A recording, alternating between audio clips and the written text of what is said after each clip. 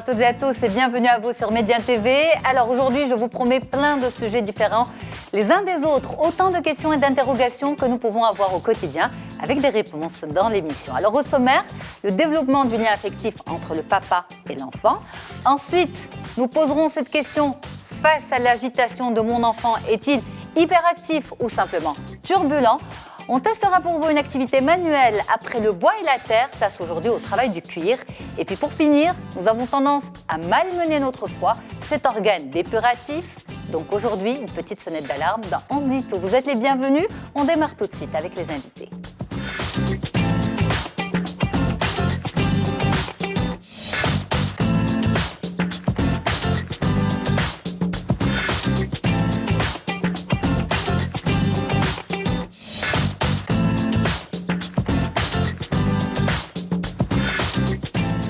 Merci beaucoup d'avoir choisi Média TV et On se dit tout pour vous accompagner ce dimanche matin. C'est un plaisir d'être avec vous. On va parler de sujets qui concernent la famille, le bien-être, la santé et avec différentes spécialistes. Maïsoun Rahmouni, bonjour. Bonjour. Vous allez bien? Ça va très bien. Vous êtes consultante en périnatalité. C'est un plaisir de vous avoir. Et avec vous, justement, ce sujet de la création de ce lien papa-enfant. On parle d'un lien inné, normal, entre la maman et le bébé. Et qu'en est-il du papa et de l'enfant? Donc on va essayer de comprendre tout ça avec vous, comment ça fonctionne. Camélia Zakaria, vous allez bien? Très bien, je vous remercie. Vous êtes psychologue clinicienne, psychothérapeute. Avec vous, cette question, mon enfant est-il turbulent ou hyperactif? Comment faire la différence? Aujourd'hui, on ne tolère plus les bêtises des enfants, les enfants turbulents, et on met l'étiquette d'hyperactivité sur tout. Alors, qu'est-ce que vraiment l'hyperactivité? Comment se fait le diagnostic? Et au contraire, qu'est-ce qu'il faut comment on peut aussi canaliser peut-être un enfant qui est juste un petit peu trop turbulent? Et si c'est bien pour lui, ben, tant mieux. Bon courage pour les parents, on va dire. À vos côtés, Aïcha Bargach, gastro-entérologue. Bonjour, Bonjour, docteur, c'est un plaisir de vous avoir. Merci. Avec vous aujourd'hui, un tout autre sujet, on va parler du foie. Le foie est très important, c'est un organe qui est vital et c'est, on va dire, le centre de dépuration de l'organisme. Mais parfois, nous avons tendance à le malmener, à le brusquer, le brutaliser. Alors, comment prendre soin, comment chouchouter cet organe? C'est avec vous qu'on le fera. Merci beaucoup à toutes d'être là. Un dimanche matin, donc, sous le signe de la famille, du bien-être et du mieux-être. Et on y va tout de suite pour la construction du lien affectif du papa avec l'enfant.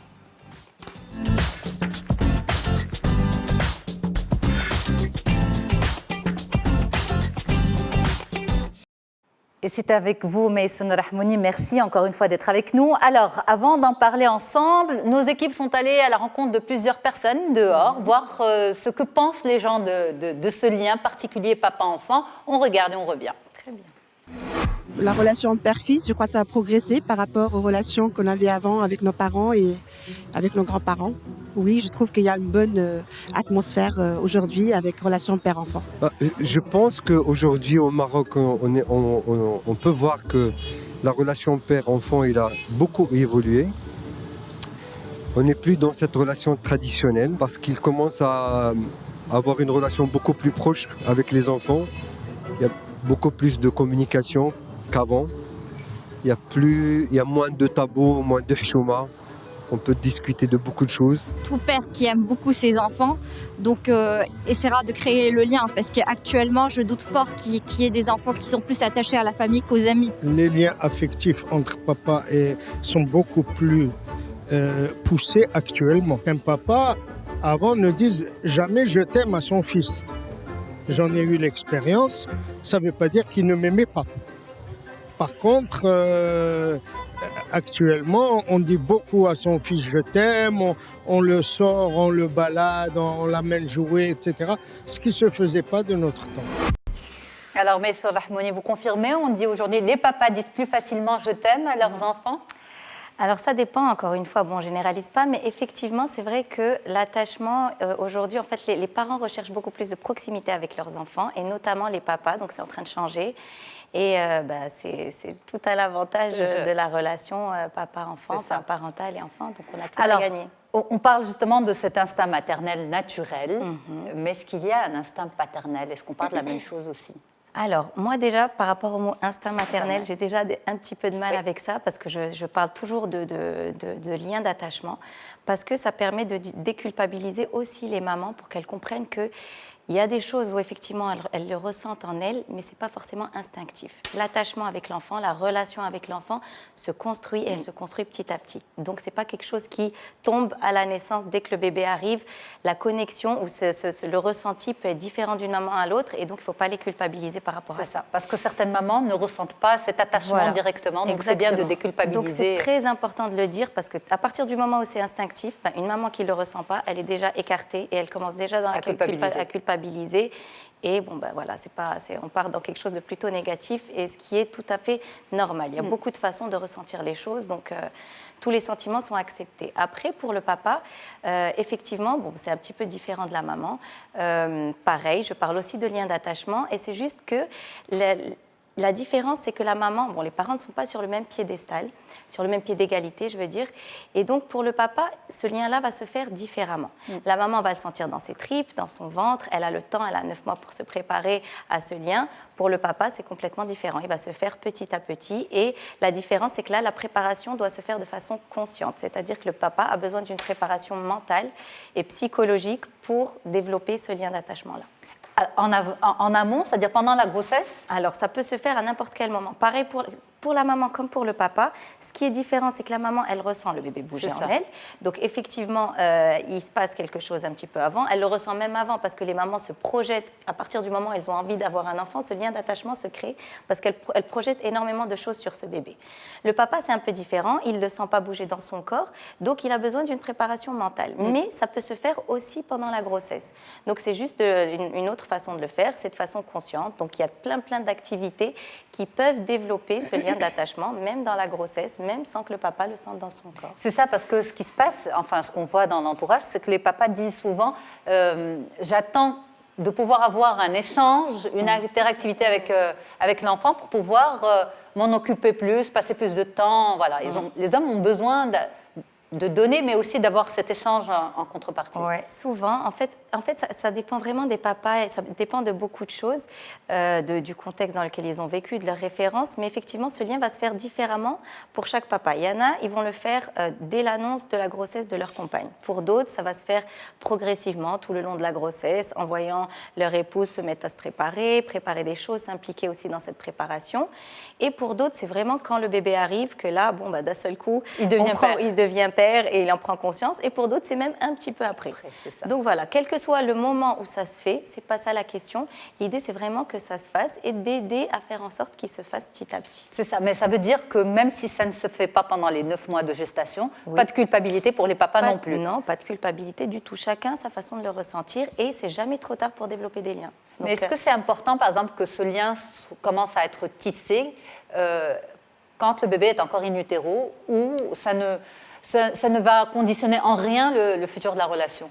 Disons que ça permettra un lien qui va se faire beaucoup plus facilement quand même. Un papa qui est impliqué dès le début dans la grossesse de sa femme, par exemple en allant à toutes les consultations chez le gynécologue, en participant à la préparation de la chambre du bébé. Je suis sûre que de l'autre côté, à la maison, ils doivent dire « Tu vois ce qu'elle dit ? Tu vois quand je te dis que tu dois venir avec moi à la consultation ?» Sans culpabiliser non plus. On ne se dispute pas. On ne se dispute pas. Il y a des papas à qui ça ne va pas parler. Et puis une fois que l'arrivée du bébé, une fois que le bébé est arrivé, ils se transforment et c'est une révélation pour eux et ils ont envie de tout faire. Donc voilà. Mais effectivement, plus il y a cette préparation, plus le papa, parce que comme j'ai dit, le papa a besoin d'une préparation mentale, contrairement à la maman. Donc tout ça, c'est des choses qui aident à cette préparation mentale.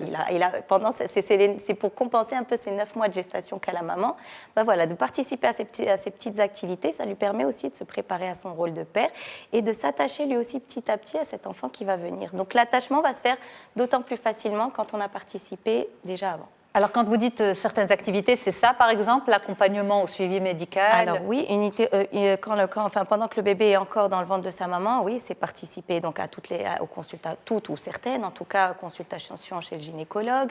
C'est le fait d'être même aussi proche de sa femme, de sentir son bébé bouger, de poser sa main sur le ventre de sa femme et de sentir les petits coups que le bébé peut donner. C'est aussi de parler à son enfant. Donc, il y a des papas qui aiment bien se mettre à parler au ventre de la maman. Mais quand ils ont envie de parler, c'est déjà gagné. Mais quand ils sont en retrait, ça, oui. c'est différent. Alors, il y a des papas qui sont plus en retrait. Et donc, c'est aussi, je pense que la maman a aussi un petit rôle pour essayer d'intégrer le papa dans ça, justement. Donc, il y en a à qui ça parle plus que d'autres, mais l'idée, c'est d'essayer de faire ça en douceur et de les intégrer autant que possible, les intégrer, les faire parler aussi, parce que souvent, ces papas qui sont en retrait, c'est des papas qui n'expriment pas forcément les sentiments qu'ils ont, parce que, bon, la grossesse, le rôle de papa, pour eux aussi, c'est du bonheur, mais en même temps, il y a pas mal d'angoisse, il y a pas mal de questions qui se posent quant à la responsabilité. Ils sont fiers de fonder une famille, mais en même temps, il y a des inquiétudes. Donc voilà, c'est un peu au rôle de la maman de les faire parler. Et donc, plus ils parlent, plus ils participent, plus la maman les aide et les encourage, et personnes autour aussi, plus eux vont pouvoir s'exprimer et trouver leur place. C'est plus une question de trouver sa place, de ne pas savoir comment aider, comment interagir. Et donc voilà, c'est pour ça que des fois aussi, on peut avoir du soutien des autres, on peut se préparer aussi en couple. C'est pour ça que c'est un des intérêts aussi de se préparer en couple à l'accouchement, à la naissance du bébé. Ça permet d'intégrer ces papas qui sont un petit peu en retrait, qui ne savent pas trop comment interagir avec leur bébé, même avant. Alors moi, on va intégrer les dames avec nous à la discussion, mais rapidement, moi, s'il y a un truc que je n'ai jamais vraiment compris, c'est cette peur qu'ont certains papas de s'approcher de bébés, de le prendre dans leurs bras, etc. Pourquoi ? Parce que je me dis, finalement, face à un premier bébé, que l'on soit homme ou femme, on n'a jamais eu l'expérience d'avoir son propre enfant, de s'en occuper, d'avoir son propre bébé. Donc, est-ce que finalement, c'est pas un peu une manière de s'éclipser, de fuir une certaine responsabilité? Tant que je peux m'en éloigner, je suis bien.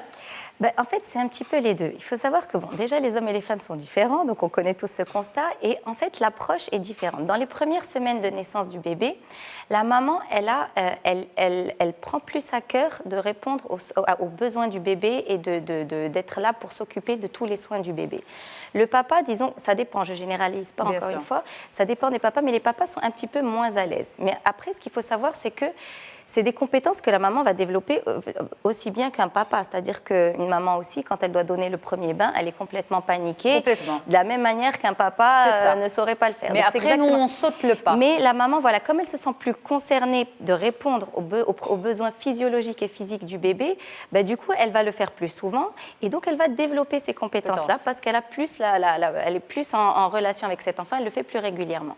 Le papa, quand il va moins le faire, du coup, forcément, ces compétences-là ne se développent pas aussi vite que la maman. Et donc, la maman s'approprie un petit peu ce territoire. Et c'est là où, on a des papas qui voudraient faire, mais en même temps que ça arrange de ne pas faire parce qu'ils ont peur. Et donc, l'idée, c'est d'essayer de les impliquer dans ça. Mais même si ils ne le font pas de cette manière-là, ce qu'il faut savoir, c'est que les papas ont une autre manière d'interagir. L'essentiel, c'est de ne pas essayer de calquer l'interaction avec celle de la maman. Les papas, ils vont avoir une interaction qui va plus être, ça va moins être de l'ordre de la sécurité, de la proximité, ça va plus être du côté stimulant. On a plus une tendance vers la stimulation, vers l'exploration, vers les jeux, et qui sont tout aussi importants pour l'enfant. Donc c'est juste de les laisser trouver leur place. Donc un papa, ça va être plus, il va être content de pouvoir faire rire son bébé, de pouvoir le chatouiller, de jouer de façon un petit peu plus physique. Et les deux sont tout aussi importants pour la construction du lien et pour le bien-être de l'enfant. Exactement. Et justement, c'est bien dit, ne pas essayer de calquer l'attitude maternelle. Exactement. Parce que l'essentiel, c'est vraiment d'avoir une interaction de qualité, et quelle qu'elle soit. Et quand je parle d'interaction de qualité, c'est-à-dire c'est une interaction où le parent, que ce soit la maman ou le papa, soit vraiment disponible à ce moment-là. Donc on n'est pas dans la qualité, s'occuper du bébé tous les jours, donner le bain tous les jours, parce qu'on peut avoir aussi une maman qui est toute la journée à la maison. Bien sûr. Mais l'interaction n'est pas de qualité. Quand elle est là, elle le fait sans être complètement disponible pour son bébé. Donc l'idée, c'est dans la qualité, et c'est au moment où il y a l'interaction qu'on soit complètement avec son enfant à ce moment-là. Aïcha Balgache, un petit mot par rapport à ça? Oui, moi je pense que l'arrivée du premier bébé, c'est un chamboulement, que ce soit pour le papa ou la maman. Et si j'ai, par petite expérience en étant maman, c'est de ne jamais critiquer un changement de couche mal fait de la part d'un papa. Je pense que s'il y a une initiative qui a été faite par le papa, il faut l'encourager et ne surtout pas critiquer. Ça veut dire que les couches ont été mal faites. Que ce soit ou un changement d'avis. Il ne faut surtout pas critiquer. Je pense que c'est ce qui pourrait un petit peu casser l'initiative d'un papa qui voudrait s'approcher de son enfant. surtout pour le premier. Ouais, c'est pour ça que je disais que le rôle de la maman est important. C'est elle qui va justement aussi faire en sorte que le papa s'implique et ça commence par surtout pas critiquer quand il y a une initiative. C'est pas évident hein, parce qu'entre une grossesse, un accouchement, la mauvaise nuit, gérer bébé, gérer son père aussi, c'est pas évident en fait. Il y a trop de poids sur les épaules de la maman. Oui, c'est vrai qu'il y a beaucoup de poids, mais aussi c'est un poids que les mamans se mettent aussi parce que c'est pour ça que je disais, voilà, les mamans, elle a ce besoin de répondre tout de suite à tous les besoins du bébé, elles se mettent une pression elles-mêmes aussi et donc du coup elles se mettent tellement la pression qu'elles sont un peu elles se mettent dans ça toutes seules et elles n'ouvrent pas la possibilité au papa d'aider. Donc, à sa manière. À sa manière. Donc l'idée c'est de se mettre moins de pression et de se laisser s'aider. On a fait cet enfant à deux et donc forcément on est complémentaires et le papa a forcément aussi quelque chose à apporter. Et si peut-être qu'il est moins dans les besoins physiques du bébé, il va être là aussi pour la maman parce que le papa a aussi un rôle de détachement de la maman qui est trop attachée à son bébé.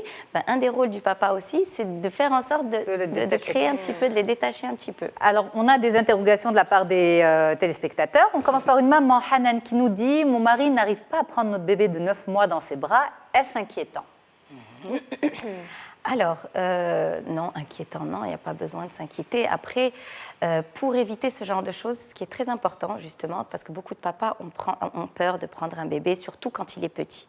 Donc, ce qui aide, justement, les papas à surmonter cette peur, c'est de les prendre beaucoup plus dans les bras, et ce, dès la naissance. Et c'est pour ça que j'encourage beaucoup le pot à pot. À partir du moment où bébé est né, les papas qui font du pot à pot, c'est-à-dire qui mettent leur bébé directement sur eux, vont avoir le temps d'appréhender, et qui vont développer ces occasions-là, vont avoir le temps d'appréhender donc ce petit bébé qui est tout petit et qui va grandir petit à petit. Donc, ils seront beaucoup plus à l'aise pour le manipuler. Donc, idéalement, c'est plus ou moins naturel au début, mais l'idée, c'est que quand le bébé grandit, c'est important quand même que l'échange physique se fasse un petit peu avant les 9 mois. Alors, il y en a d'autres, hein, mais on va s'arrêter là parce que par manque de temps. Mais je pense que vous avez un petit peu rassuré les couples qui nous regardent, les parents qui nous regardent, et les couples dans les parents qui nous regardent. Ça, c'est très important parce que c'est gage de sérénité à deux. Alors, on va passer à un autre sujet. On va passer tout de suite à l'hyperactivité. Merci beaucoup, Maysoun Rahmouni. On continue l'émission ensemble. Mon enfant est-il turbulent ou hyperactif? Eh bien, la différence, c'est tout de suite dans On se dit tout.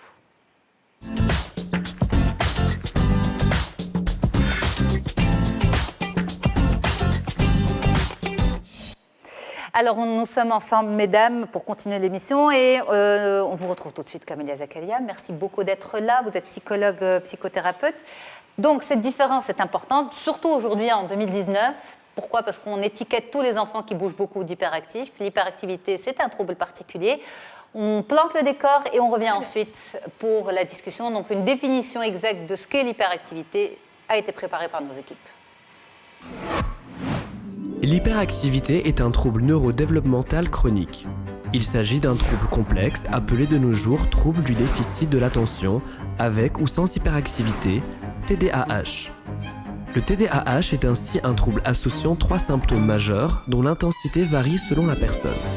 Le déficit de l'attention, l'hyperactivité motrice, l'impulsivité. L'enfant hyperactif présente des troubles de l'attention, de la perception, de la conceptualisation, du langage, de la mémoire, de la coordination et des dyspraxies qui entraînent une incapacité ou un retard d'apprentissage. La prise en charge comporte des mesures psychologiques, éducatives et sociales en première intention. Elles doivent être adaptées à chaque enfant.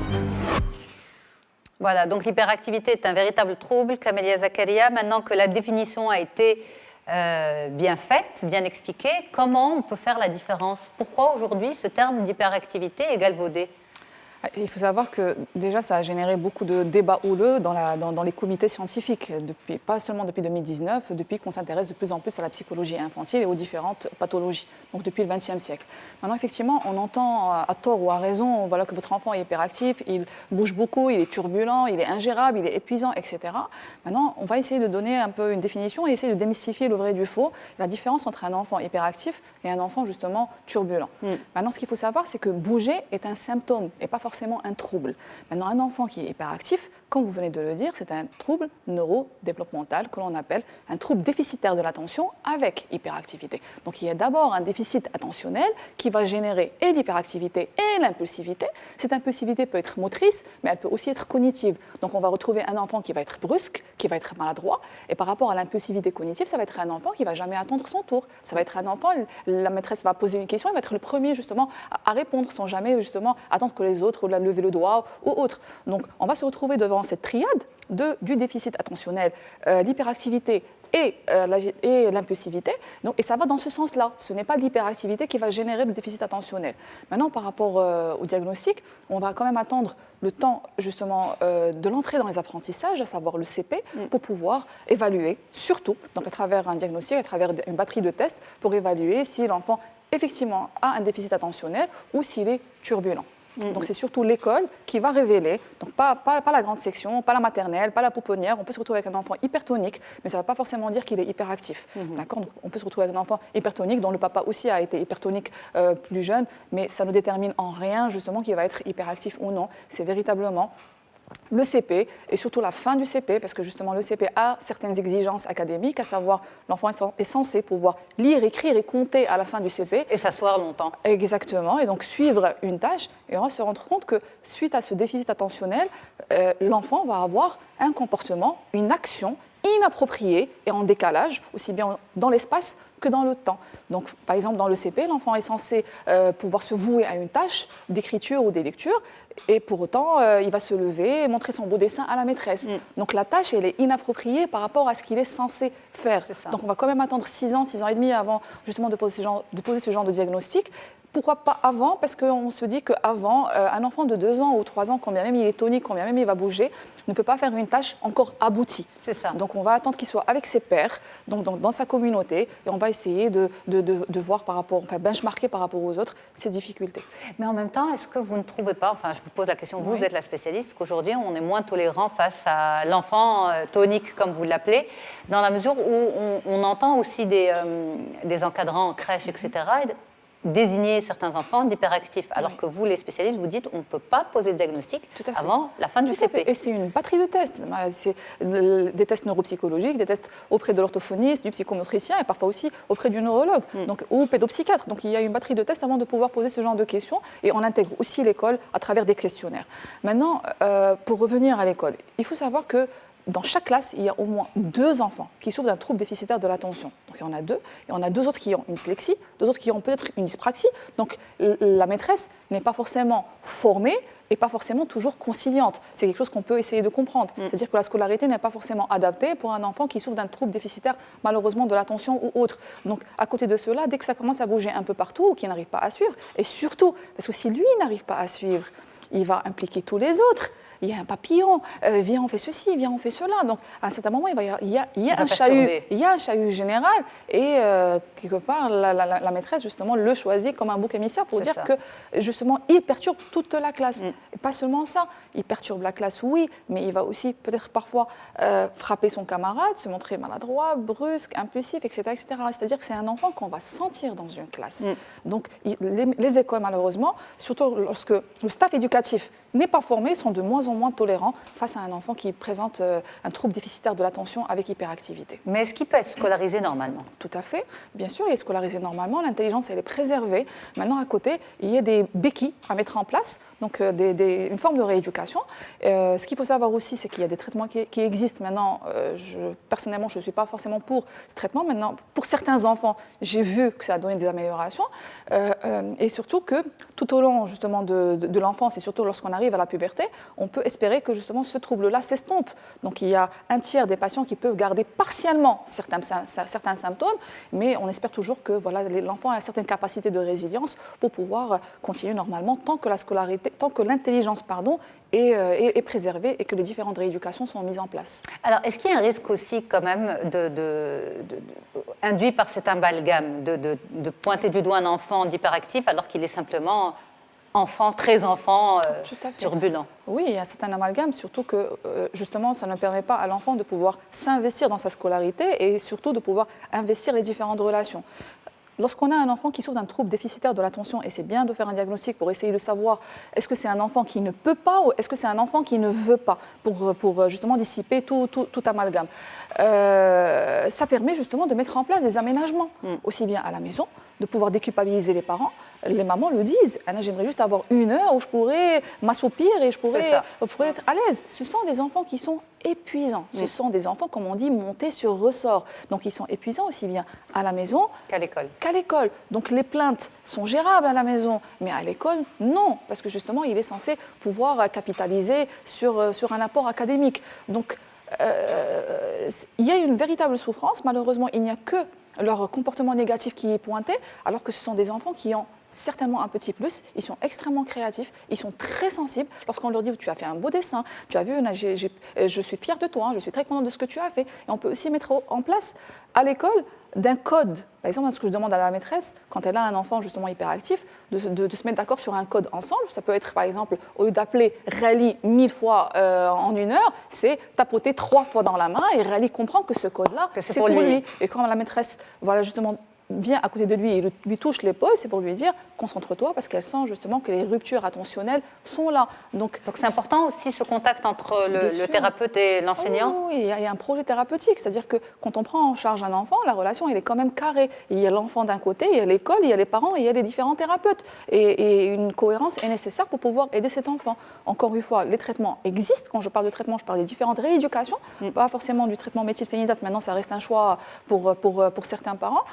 Les traitements existent pour pouvoir aider cet enfant qui est en souffrance. C'est pas un enfant qui parce qu'il est en souffrance. Il est véritablement en souffrance et ils le disent. Ça va trop vite dans ma tête. J'aurais aimé faire ceci, mais j'ai fait cela. Au lieu de, par exemple, verser l'eau, et pourtant il y a de l'eau dans le gobelet, il y a de l'eau. Pourtant, il va faire tomber ceci, tomber la bouteille, et ensuite verser l'eau. Et pourtant, l'action, elle est inappropriée parce qu'il y a de l'eau. Donc, il a un déficit au niveau de l'action programmée et au niveau de sa motricité.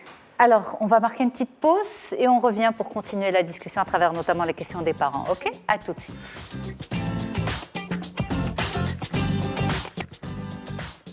Merci beaucoup d'être avec nous sur Médiane TV. Dans 11 Dito, un bon dimanche matin pour vous accompagner à travers différents sujets. On parle santé, on parle famille, on parle relations. On a parlé relations conjugales et familiales à travers le lien entre le papa et le bébé. Et finalement, on a atterri même dans les histoires de couple avec, n'est-ce pas, Maïson Rahmouni. Docteur Aïcha Bargache, on va parler du foie tout à l'heure, l'organe. Et puis, avec vous, Camélia Zakaria, on continue cette discussion sur l'enfance. Mon enfant est-il turbulent ou hyperactif? Et la différence est importante à poser. Vous l'avez dit, on ne peut pas finalement poser un diagnostic clair avant l'entrée en CP, avant la fin du CP. Maintenant, pour la prise en charge, si on peut y aller rapidement, parce qu'on a aussi des questions des téléspectateurs, pour la prise en charge, qu'est-ce qui est proposé aux parents? Lorsqu'ils arrivent chez vous, vous l'avez dit, c'est épuisant, c'est un trouble qui bouffe, qui fatigue. Quand ils arrivent chez vous avec un enfant hyperactif, c'est pour avoir une solution et parfois pour avoir une solution rapide. Tout à fait. Alors c'est le pédopsychiatre qui l'envoie justement pour une phase de bilan et d'évaluation, ou bien c'est nous qui allons aussi demander au pédopsychiatre de donner son avis. À côté de cela, peut-être que le traitement méthylphénidate, je pense qu'il y a beaucoup de gens qui connaissent cette molécule, mais il y en a d'autres, peut être proposé par les pédopsychiatres. Ce qu'il faut savoir, c'est que ce n'est jamais proposé de manière aléatoire. Il y a une phase quand même de test avant la prise de médicaments. L'enfant va prendre le traitement et ensuite il y a une phase de retest, encore une fois, avec nous pour essayer de voir si effectivement ça a été efficace ou non. Il ne faut pas oublier que ce traitement-là, c'est un éveillant. Et pour beaucoup de parents, ils se disent « mais mon enfant, déjà, il est monté sur le ressort, pourquoi est-ce qu'on va l'éveiller ?» Oui, mais là, il va éveiller peut-être ce qui est éteint, à savoir les différentes ruptures attentionnelles. À côté de cela, il ne faut pas oublier qu'il y a différentes comorbidités. Donc nous, en tant que psychologue ou neuropsy, on est censé pouvoir traiter d'autres choses. Il y a un trouble anxieux. Souvent, ce sont des enfants qui sont anxieux, des enfants qui ont une mésestime d'eux-mêmes, des enfants qui ont aussi besoin de bouger. On va proposer plusieurs solutions palliatives. Ça peut être la relaxation, ça peut être la sophrologie, ça peut être aussi le sport pour qu'ils puissent justement se dépenser. Mais quand on parle de sport, ça peut être un sport soit de règles, à savoir le judo, pas le karaté, pas autre, mais le judo. Donc il y a une cohorte de psychologues qui se mettent d'accord justement sur le judo, mais pas sur un autre, ou bien des sports de parcours où il va justement aller chercher ces limites-là, où il peut justement bouger, frapper, bousculer sans que ça soit pris contre lui. Donc des solutions existent, des rééducations existent, et surtout, si on peut diminuer les différents troubles de comorbidité, à savoir la dyslexie, la dyspraxie et autres, ça permet à cet enfant d'être moins en souffrance. Et donc, en fait, si les parents optent pour le médicament, donc c'est médicament plus rééducation. Plus rééducation. Ah oui, c'est nécessaire. Il faut une rééducation neuropsychologique des différents troubles attentionnels, mais aussi parfois de la mémoire de travail qui ne lui permet pas de capitaliser sur les apprentissages. Une mémoire de travail qui est chutée, c'est un enfant qui ne pourra pas apprendre, tout simplement. C'est pas qu'il ne veut pas, c'est qu'il ne peut pas, encore une fois. Il ne peut pas, absolument. Alors, on va sur les questions des parents. Mesdames, je ne pourrais pas vous faire intervenir sur le sujet, on a consommé un petit peu trop de temps. On a une question de Rim qui vous dit « Faut-il opter pour un mécanisme de récompense-punition pour atténuer l'hyperactivité de mon enfant ?» Non, pas forcément, non. Il ne fait pas exprès d'être hyperactif, on vient de le dire, c'est pas un enfant qui ne veut pas, c'est un enfant qui ne peut pas. Donc le réprimer justement parce qu'il a fait une bêtise ou parce qu'il a bousculé ou fait tomber un gobelet ou autre, c'est attiser encore plus l'idée qu'il le fait exprès. Il le fait exprès et que justement, tu n'es pas comme les autres. Et à chaque fois, on se retrouve avec cette question avec les enfants qui souffrent d'un trouble déficitaire de l'attention. Pourquoi je ne suis pas comme les autres? Pourquoi je n'y arrive pas? Il faut leur expliquer? Oui, bien sûr, il faut leur expliquer par rapport à ce qu'ils vivent et que ça va aller. Il faut leur donner confiance qu'effectivement, ça va aller. Mais lorsque cet enfant, parce qu'en même temps, c'est un diagnostic qui ne va se faire qu'au CP, donc autour de 6 ans. Or, cet enfant, depuis quelques années déjà, il entend « tu es fatigant, tu me fatigues, tu es insupportable, etc. » Il absorbe tout ça. Au bout d'un moment, vous l'avez dit, il a un problème aussi de confiance en soi, d'estime de soi, etc., d'image de soi. Mais... Et pas seulement, il a cette image de soi qui est négative de la part des parents, qui va aussi être alimentée au niveau de l'école. C'est ça. Et de l'entourage, les grands-parents. Il ne faut pas oublier que ce sont des enfants qui peinent à être invités dans des anniversaires, qui peinent à fidéliser les amitiés. Pourtant, 6 ans, c'est vraiment l'âge de l'amitié, l'âge d'avoir au moins 2 amis que l'on aime de manière inconditionnelle. Donc, on va se retrouver avec un enfant qui a ses difficultés. Donc, si avant, il présentait déjà des difficultés, ça, c'est dans le cas où l'enfant, effectivement, est hyperactif. On peut faire toute cette batterie de tests et se rendre compte que non, il n'est pas hyperactif, qui est tout simplement, encore une fois, je mets ça entre guillemets, turbulent. Mais là encore, on est dans une dynamique psychologique, psycho-affective, qui a poussé l'enfant justement à prendre ce corps-là comme support pour nous exprimer quelque chose. C'est ça. Et tout l'intérêt, c'est justement d'aller au moins pour une guidance parentale. Peut-être pas ramener l'enfant en première consultation, mais si vous avez un doute, au moins venir consulter pour qu'on essaie de démystifier le tout. On a le temps pour la deuxième question ? En régie, je pose la question pour voir si... Oui, on peut, parfait.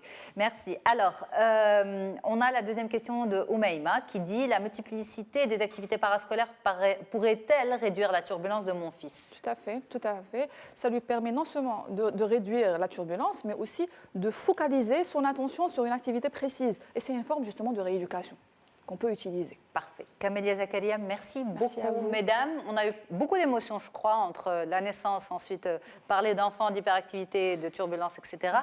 Il serait temps de se détendre avec, je vous propose une activité manuelle.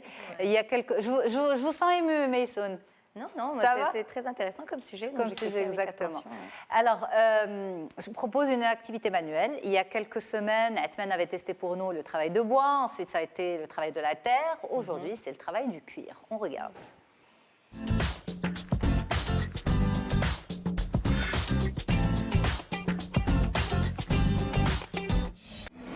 Bonjour Yasmine et bonjour à tous. Effectivement, comme tu l'as expliqué, aujourd'hui nous avons décidé de tester pour vous le travail du cuir pour continuer notre série sur les travails artisanaux et les métiers manuels au Maroc. Nous avions vu ensemble la poterie, la menuiserie et aujourd'hui nous allons travailler la matière noble qui est le cuir. Et pour nous en parler un petit peu plus, je suis avec Zineb. Bonjour Yasmine. Alors toi tu es cadre supérieur dans design de la maroquinerie. Oui, exactement. Et aujourd'hui qu'est-ce que tu nous as préparé pour notre test? Pour aujourd'hui, j'ai préparé un porte-document avec une touche artisanale. Alors, tu vas nous expliquer un petit peu les différentes étapes. D'abord, on va tracer les gabarits. On place le gabarit et après on le fixe avec nos mains et après on suit le contour. D'accord, alors je vais le faire. Alors, je suppose que maintenant on va couper. Oui. On va suivre le dessin. Ah, c'est pas si simple que ça. Il faut appuyer assez fort. Donc là, on a découpé. Donc ça, c'est l'étape 3. On prend le gabarit, on le fixe sur le morceau et après on trace. D'accord.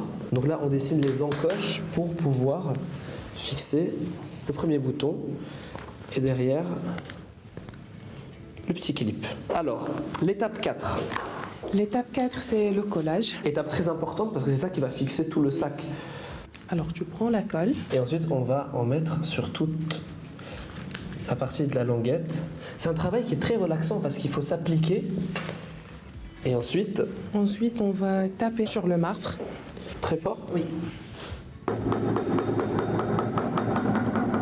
Et ça, c'est une étape indispensable pour que les deux morceaux ils tiennent bien. Oui. D'accord. Et donc, on va passer à l'étape 6, qui est le perçage. Eh bien, écoute, je te laisse nous montrer. Après, moi, je vais te suivre. Ah oui, c'est dur quand même. Ensuite, on prend les lacets. Et on va faire passer donc le petit lacet ici. Et on fait ça donc sur tout le sac. Voilà, donc on met la colle sur la petite languette. Donc là, il faut être très rigoureux. Et voilà le superbe travail qu'on a effectué ensemble aujourd'hui grâce à toi Zineb. Merci beaucoup. On a vu ensemble depuis le traçage jusqu'au lassage et on a réussi à créer ce super porte-document qu'on va tout de suite aller essayer. Pour être honnête avec toi Yasmine, je voulais garder la pochette car je suis très fier du travail qu'on a réalisé ensemble avec Zineb aujourd'hui. Mais c'est avec très grand plaisir que je vais te l'offrir. Mais si tu me permets, je vais la garder encore quelques jours, le temps de primer devant tous mes collègues de la rédaction d'On se dit tout. Bravo Atman, voilà ce que ça donne. Voilà, je fais la présentation, mais quand même, on t'a laissé une semaine, tu nous l'as rendu un petit peu effiloché de partout. Non, bravo, bon travail. Merci beaucoup Atman, continue avec tes activités. Mesdames, ça vous donne des idées? Oui, c'est ouais, joli, on peut se faire soi-même, ces Ouais, pochettes, ces sacs. Différentes couleurs. Différentes c'est couleurs, intéressant. exactement. Absolument. Il a de l'avenir dans ce métier. Il a de l'avenir. Bon, on va sur quoi maintenant? On va sur notre interview santé. Allez, on y va.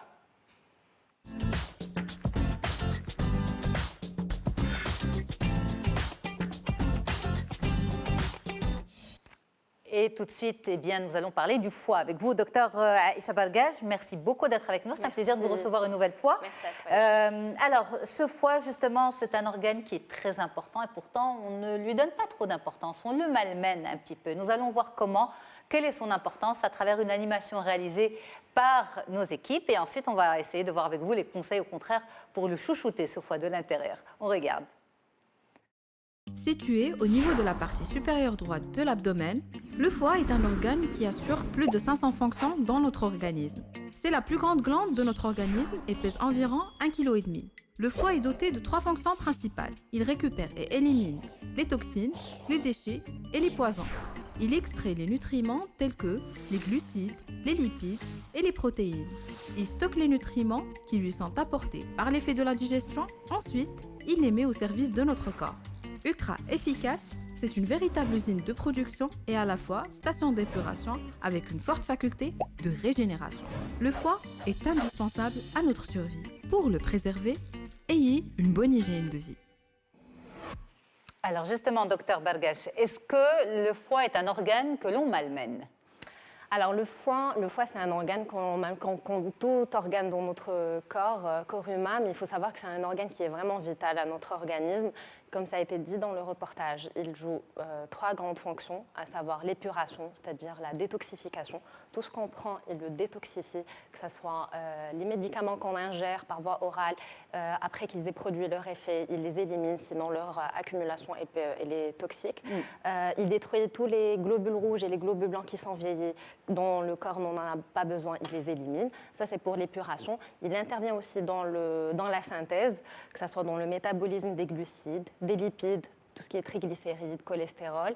Et une fonction qui est importante, c'est qu'il fabrique les facteurs de coagulation pour éviter les hémorragies. D'accord. Tout ça se fait au niveau du foie. Tout ça se fait au niveau du foie. En fait, on parle du foie en général, je ne sais pas, mais corrigez-moi si je me trompe, uniquement lorsqu'on a un problème digestif, on se sent pas mal, on se sent mal, pardon, on se sent pas bien. Et à ce moment, on se dit, bon, peut-être que j'ai un petit peu abusé au niveau de... J'ai un petit peu forcé sur mon foie. Mais on ne réalise pas que le foie fait autant de choses pour nous. Il fait partie du système digestif, le foie. Tout ce qu'on mange, après, il passe au niveau du foie. La digestion qui se fait au niveau des intestins, il y a des nutriments qui passent au niveau du foie. Donc, c'est une vraie machine qui intervient dans le système digestif. Donc, c'est pour ça que l'alimentation doit être vraiment variée et se fait de manière équilibrée. Je pense qu'on va en parler par la suite, que quand on parle de maladies au niveau du foie, on a tendance à parler d'hépatite virale, parce que les maladies, elles sont multiples. Il y a les hépatites virales, les hépatites alcooliques et aussi médicamenteuses, donc, et aussi alimentaires, que ce soit par rapport à la maladie du foie gras. Donc ça n'a rien à voir avec l'alcool. Donc pour les hépatites virales, je pense que ça va être traité dans une autre. Mais voilà, ça m'amène à cette autre question. Est-ce que le foie fait parler facilement de lui? Est-ce que c'est un organe qui va se manifester facilement lorsqu'il va mal? Ou au contraire, c'est un organe. Par exemple, je compare avec les reins ne font parler d'eux que lorsque ça va très mal. Est-ce que le foie fait parler de lui plus facilement que les reins, par exemple? Non, c'est un organe qui fait facilement parler de lui, comme il peut très très bien se montrer, la personne peut être asymptomatique. D'accord. Il y a des personnes qui peuvent avoir une maladie du foie gras à un stade précoce et qui sont tout à fait asymptomatiques et qui font des bilans pour une autre pathologie, thyroïdienne ou autre, ou juste une échographie abdominale, et on tombe sur une stéatose hépatique. C'est ce qu'on appelle la maladie du foie gras, alors qu'il nous dit « moi je ne sens rien du tout, moi je me sens très très bien, je vis normalement », alors qu'il est au stade de début de cette maladie du foie gras. Les hépatites aussi, par exemple? Les hépatites aussi. On a remarqué qu'il y a beaucoup de personnes qui font un don de sang. Et quand on fait un don de sang, ils font systématiquement des analyses de ce sang. Et c'est là où ils découvrent une hépatite B ou une hépatite C. Et donc, ils adressent ces personnes à un spécialiste. Ils nous disent, mais nous, on ne ressent rien du tout. Moi, je vis normalement. Et quand j'ai fait un don de sang, ils m'ont fait des analyses. Ils ont découvert que j'avais une hépatite B, une hépatite C. Alors qu'ils vivent tout à fait normalement, sans symptômes, sans rien du tout. Par contre, si c'est un stade beaucoup plus avancé, à savoir une cirrhose du foie, là, par contre, il y a des symptômes qui sont évidents, à savoir une jaunisse, une fatigue importante, les selles qui deviennent décolorées, pas foncées du tout, les urines qui sont foncées par contre. Donc ça, c'est des symptômes qui témoignent d'un stade avancé de la maladie du foie. Ok. Alors, de façon générale, comment on peut préserver cet organe vital, docteur Bergesh? Donc, pour ce qui est de la prévention, il faut bien sûr, pour ce qui est des virus, bien évidemment, les virus, l'hépatite B et l'hépatite C, dans le milieu hospitalier, il faut éviter toutes les piqûres, enfin, se protéger contre les piqûres et les ustensiles qui sont tranchants. Pour ce qui est de la vaccination, il y a bien sûr la vaccination contre l'hépatite B. Il y a un vaccin qui existe contre l'hépatite B. On peut se faire vacciner à n'importe quel âge, bien sûr, dès la naissance, bien sûr, à n'importe quel âge, même après. Même après. Oui. C'est pour ça qu'il faut faire le dépistage de l'hépatite B dès qu'on sent que. Il y a un certain moment où il faut vraiment faire ce dépistage-là, pas jusqu'à donner son sang où on sait qu'ils vont nous faire ce bilan. Être vigilant en amont. C'est ça. Et pour ce qui est de l'alcool, on a dit que l'hépatite peut être due à une consommation excessive d'alcool. Donc il faut éviter la prise d'alcool parce que ça peut amener par la suite à une cirrhose alcoolique qui est fatale. Et aussi par rapport à notre alimentation qui peut nous donner cette maladie du foie gras qui n'est pas du tout alcoolique, mais elle est due à notre alimentation qui n'est pas du tout équilibrée par un excès de sucre et un excès de lipides.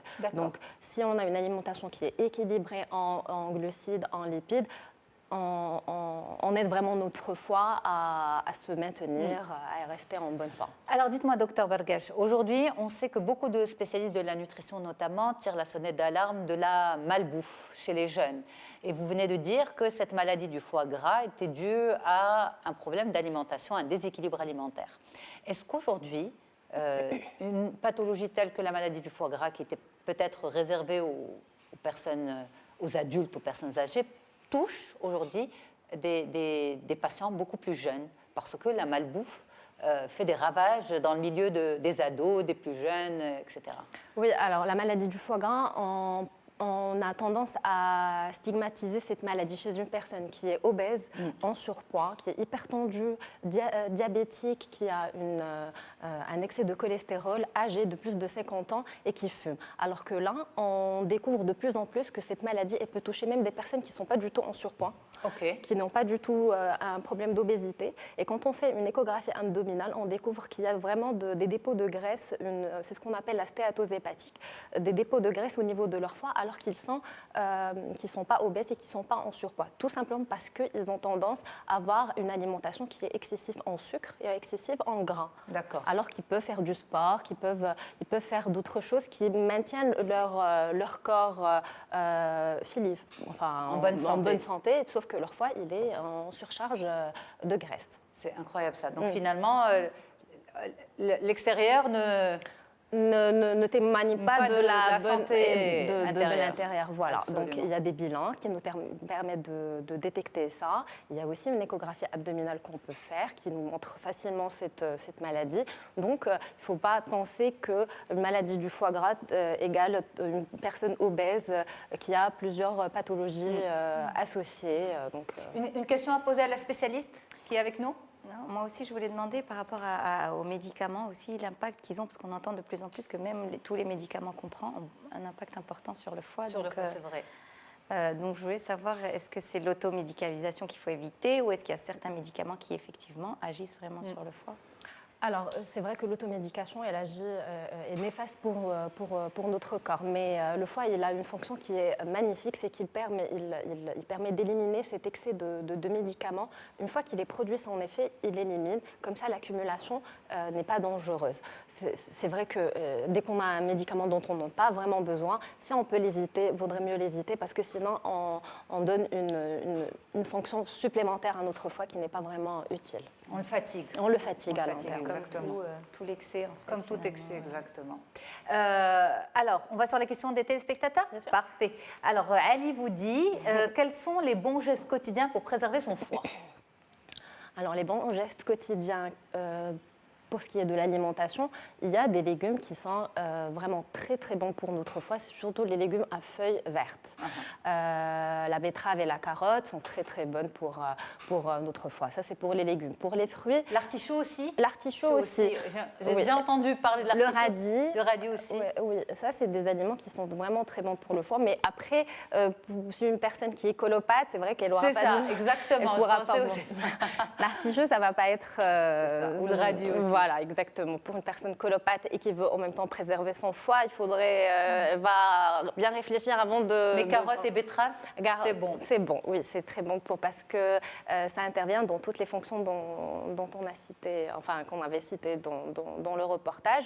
Pour les fruits, les agrumes sont très très bons pour le foie parce qu'ils interviennent dans cette détoxification. D'accord. Le thé aussi, le thé vert surtout, et il y a des épices comme le curcuma qui est très très bon pour le foie, parce qu'il intervient aussi dans cette détoxification. Super. On parle de jus détox, vous y croyez, docteur?